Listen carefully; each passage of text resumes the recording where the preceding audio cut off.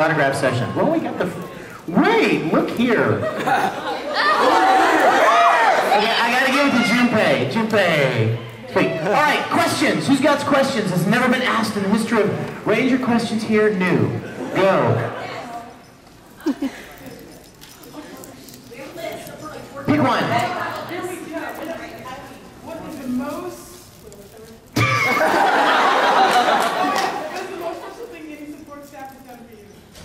What's the most special thing any support staff? What a great question. You guys, there are a lot of volunteers that put cons together, as you probably know. The people that help make the con run, and they're usually all volunteers. Sometimes they're mean, and most times they're really, really nice. I mean, sometimes, you know, they don't really like where they've been assigned or whatever.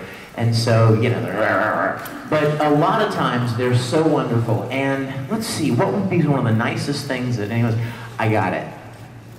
There is a guy named Peter who works at Onicon in Seattle.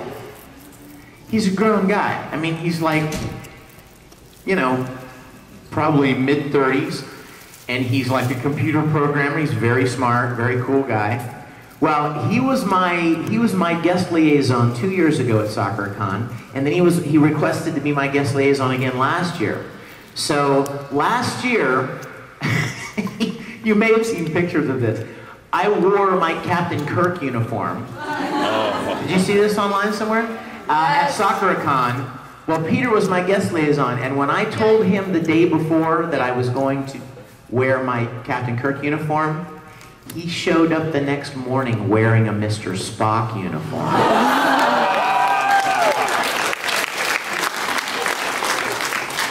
And I mean, we spent the whole day with him telling me how when he was little, he wanted to be Mr. Spock. And I mean, he's like this real, intelligent, tall, thin, intelligent, very articulate man. I mean, he's like, you can totally see that he wanted to be Spock when he was young. And so he had his Spock outfit on. And that afternoon, we found a few extra hours, and he took me to the Sci-Fi Museum in Seattle, where they have like some of the original pieces from the original Star Trek series on display. So that is a very cool thing that somebody did for me. Yes? I know how you say in the 6th episode when Nina died that you faked crying, but what about in episode 34 when Greed died? You had to cry then. Well, the truth is, I didn't really cry when Greed died either. Well, you guys, I mean, come on. I mean, Ed didn't really have an emotional bond with Greed.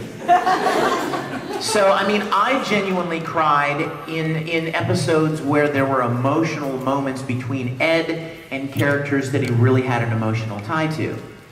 Like Winry or Al, you know, non-Mustang. Calling the mother. You know what I mean? Yeah, of course. But the one with Greed, I mean, Ed was more, you tell me if you agree with me. The way I was thinking of this when we recorded that episode was, Ed was more freaked out as a young boy that he actually was able to kill him. He didn't think he would be able to. He never expected to be able to penetrate his shield and kill him. And so when he actually, it's one of those things like, you know, where you're fighting, I'll bet there's somebody in this room that's done this. You were play fighting with somebody and you actually hit him in the face, or you actually, you know, you knocked him down and they cut their head or something. You're like, oh, I'm sorry. You didn't ever expect that could happen. That was me. And I think I think Ed was so completely blown away that he actually killed Greed, and it really upset him, because that's not who he wants to be, as we know very well. When given the opportunity to kill people, even like the inmates that were on the floor, remember, above him or below him, and in order to get Al back, he had to transmute all those inmates. He couldn't do it. And he's like apologizing to Al, because I just can't do that. Question. All the way in the back. Yes, sir. Dark hair. If you got fired, would you go on the street corner and go, "Will, voice act for money"?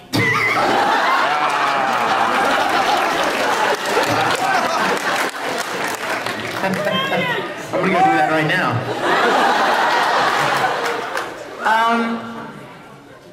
Well, you know what? Let me tell you guys something. We don't work for any particular company full time, so there really is no such thing as being fired. We are hired contractually Show? Series. So like when a new show comes up, I'll audition just like everyone else will. Having spent a lot of time doing it or whatever stuff I've done in the past doesn't really matter. Depends on whether or not you're right for that role as far as the director is concerned. So it's not so much a matter of being fired, it's just a matter of getting work. Well now, if the day comes when I can't seem to get hired or cast, I guess, when I can't seem to get cast for a role, I don't know that I'll go on the street. I might come to your house. I live 2 miles away from you! A voice actor will give me money. No, but you know what? As you guys know, I do a lot of different things professionally. I write and produce music professionally. My degree is actually in film. And so I really enjoy like shooting and editing and directing and doing video related stuff. And I do some graphic design as well. So, you know, I trust God's going to take care of me. And, you know, I mean, He's going to open opportunities for me to do things that I love. And I make sure and thank Him for that every morning, because I want Him to know and you to know that I know where the opportunities and the blessing come from. So, yeah, so I'll do what I can do, you know? You know what, I'll tell you something though, bro. It's a scary existence. Because I don't know many people that get, in fact, I don't know anybody that gets rich as a voice actor. We don't make a lot of money. My favorite part of this job, apart from actually just acting and being able to play characters, is you guys, and being able to interact with you and create characters that you like, and hear from you that you really enjoyed this series or you really enjoyed this character.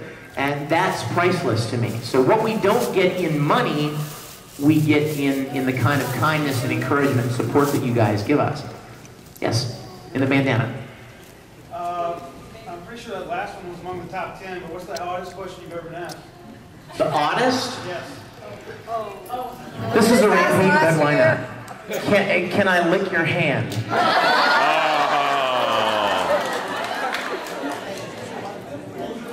Did I let them? That's the next question. No, do you mean did you let her? You know, within reason, I try my best to be a fan pleaser, and you know that. So having said that, yes I did.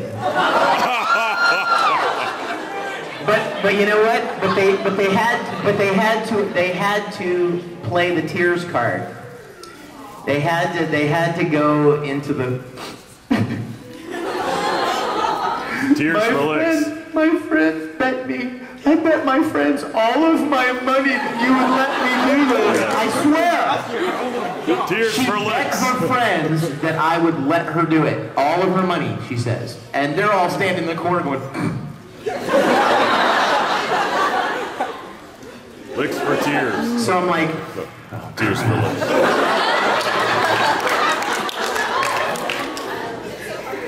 yes. At the opening ceremony, what was the whole flashlight thing about? I have no clue.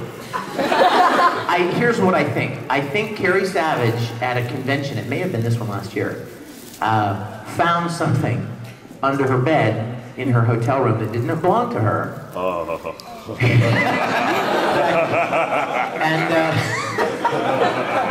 And it was pink, and it was roughly the same size as that flashlight. I know. And anybody who knows Carrie knows that she was probably like, oh my. It was hers. And so she found out that it belonged to the con chair, and so she gave him a ceremonial flashlight yesterday in the opening ceremonies. Hey, before I forget, I know most of you weren't in opening ceremonies yesterday, so for any of you that are lovers of Oron High School Host Club, this evening we are auctioning off my jacket that I wore at the Anime Expo cast announcement in Los Angeles, and I'll sign it for you. And the money is going to a very good cause. So, pardon? It was also bitten. Yes, I'm about to tell them too. Right on the sleeve, right here, there is, for, as far as you know, there is a bite. And I have decided that was Wendy Powell who bit me, right here, on the sleeve of the jacket. I mean, like, poked through the fabric.